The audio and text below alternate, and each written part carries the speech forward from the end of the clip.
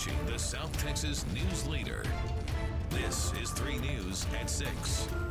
I am so proud to declare today Corpus Christi being the home of the largest cable-stayed bridge in the United States.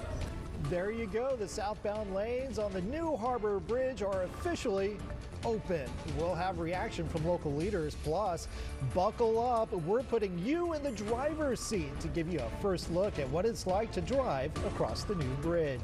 And hundreds gathered today for the funeral of a Minnesota politician and her husband killed in a targeted attack. Hey there, y'all. I'm meteorologist Kristen Wallace. Scattered rain chances stay with us in the forecast the next couple of days. Also, we now have Tropical Depression 2 in the Atlantic. We'll tell you where it is and what your 4th of July holiday is looking like. Good evening and thank you for joining us. I'm Bill Churchwell. This was a historic day for Corpus Christi after nearly 24 years in the making. Today, the first cars crossed the $1.3 billion Harbor Bridge project. It is a huge milestone and a proud moment for the coastal bend. And this morning, our Lydia Herrera was there for the festivities to cut the ribbon at the very top of the bridge. She joins us now with the details. And Lydia, how was it out there? Well, Bill, it was very exciting and a little terrifying also. The bridge is impressive with beautiful views that people are going to love. City and state officials gathered this morning at the top of the new Harbor Bridge to celebrate the completion of a long-awaited project. Talks began back in 2001, but years of setbacks delayed the bridge's grand opening until now. Texas Department of Transportation Executive Director Mark Williams says this bridge is now forever etched into Corpus Christi's history. This project is designed to be here for almost 200 years. And so years from now, people will point back to this day and recognize that this is really an iconic addition to the coastal bend area in Corpus Christi. After the ribbon-cutting ceremony, several city and state officials were among the first to drive over the new bridge. The southbound lanes are now open to the public, and according to TxDOT, the northbound lanes are expected to open after the 4th of July. Later on 3 News at 10, we'll talk more about the Harbor Bridge and the challenges it overcame to finally open to the public. Bill, back to you. Look forward to that report. Thank you so much. Well, after years of planning, construction, and waiting, the new Harbor Bridge is more than just a structure. City leaders say it represents a symbol of transformation of how far the city has come and where it's headed next. The bridge is poised to boost trade and attract investment, while the future is front and center. Mayor Paulette Guajardo also took a moment to reflect on the past. As we retire the original Harbor Bridge, which was built in 1959, we honor its legacy while embracing the promise of what's next. This new bridge is a symbol of growth. It is a symbol of resilience and pride in the place we all call home. And with that, the promise of more jobs and economic growth for the coastal bend. The mayor said the city is ready and open for business. And just minutes after the traffic shifted onto the new Harbor Bridge, I hit record and hit the gas. Towering high above the bay, this massive structure is now the tallest in South Texas, and driving across it, well, it is a whole new experience. I'll be honest, I had a few butterflies there as I headed up the climb, but I wanted to bring you along for the ride to show you what it feels like behind the wheel. Take a look. All right, y'all.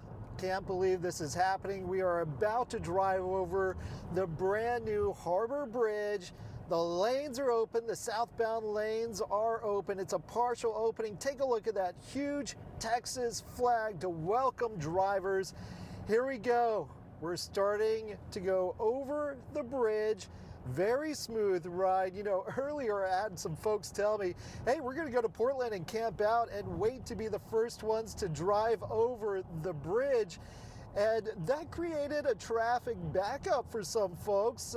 Some were a little too early. They had to be rerouted to the old bridge, the new bridge, the southbound lanes. And again, the southbound lanes are the ones that go from Portland to Corpus Christi.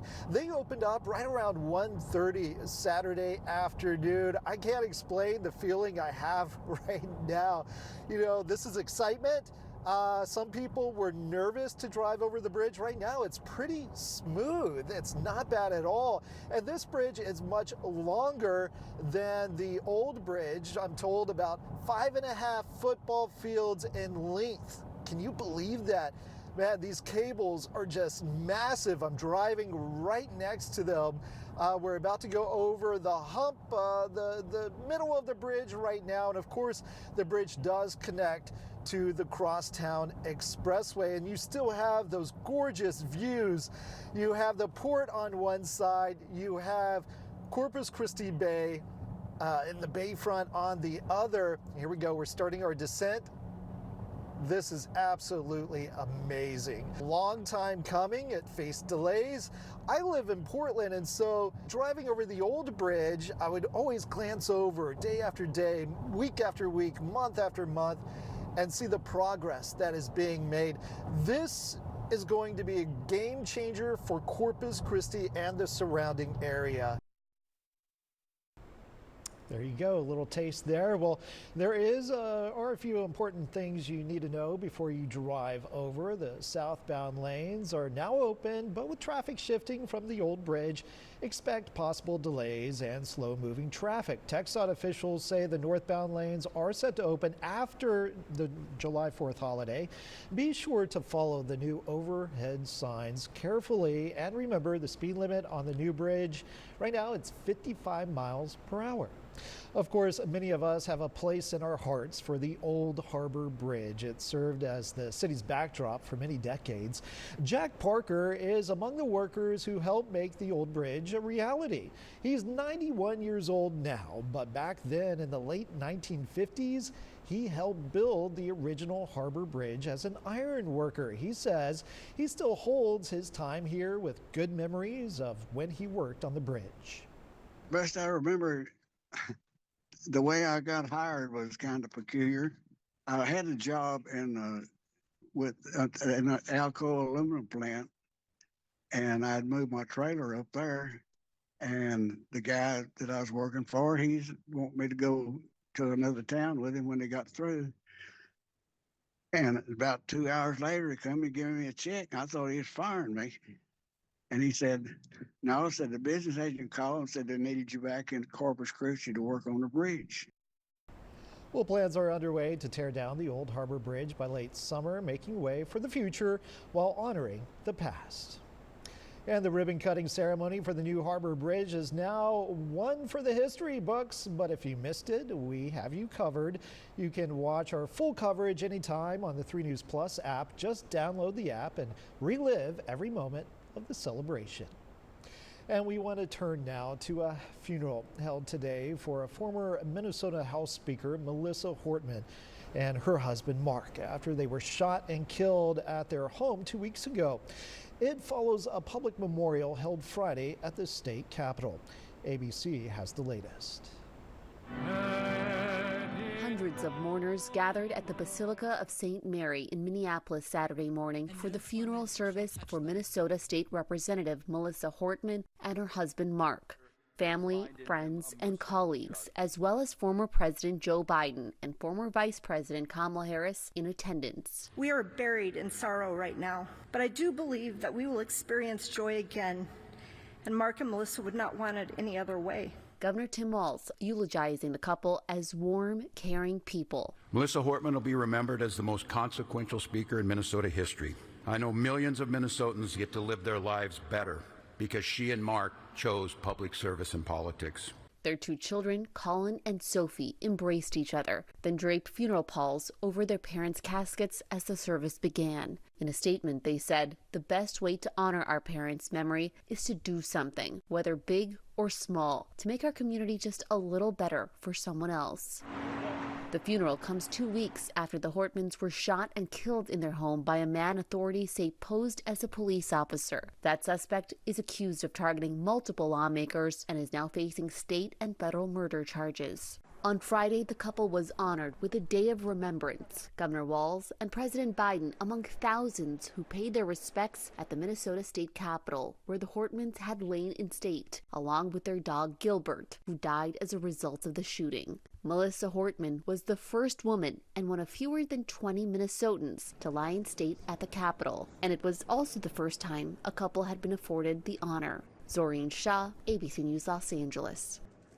Right now, the Senate is gearing up for a key vote on President Trump's sweeping domestic policy legislation he's calling One Big Beautiful Bill. Now, some Senate Republicans hope to advance it by this weekend by their 4th of July deadline.